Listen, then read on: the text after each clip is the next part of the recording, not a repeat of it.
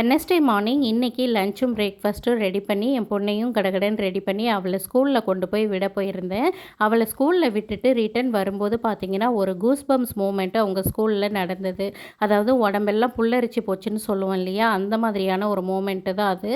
இன்றைக்கி பார்த்திங்கன்னா சீக்கிரமாகவே 2 பேருமே ரெடி ஆகிட்டோம். ஆனால் கிளம்பும்போது மழை வந்ததுனால அவள் ஷூவை ரிமூவ் பண்ணிவிட்டு ஸ்லிப்பர் போடுறது, அப்புறம் ரெயின் கோட் போடுறதுன்னு சொல்லிட்டு ஒரு 10 நிமிஷம் டிலே ஆயிடுச்சு. சரின்னு சொல்லிவிட்டு அவளை விட்டுட்டு ரிட்டர்ன் வரும்போது பார்த்திங்கன்னா ஸ்கூலில் அசம்பிளி நடந்துகிட்டு இருந்தது. அவளை விட்டுட்டு ரிட்டர்ன் வரும்போது நேஷனல் ஆந்தம் பாடிட்டு இருந்தது.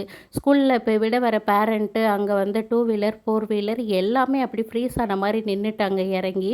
என்னென்னு பார்த்தீங்கன்னா நேஷனல் ஆந்தம் போயிட்டு இருந்தது இல்லையா, அதனால் எல்லாருமே அப்படியே ஃப்ரீஸ் ஆகிட்டாங்க. இதில் ஹைலைட் என்னென்னா சோனம் கொட்டுற மழையிலே எல்லாருமே குழந்தைங்களோடு அப்படியே நின்றுட்டாங்க.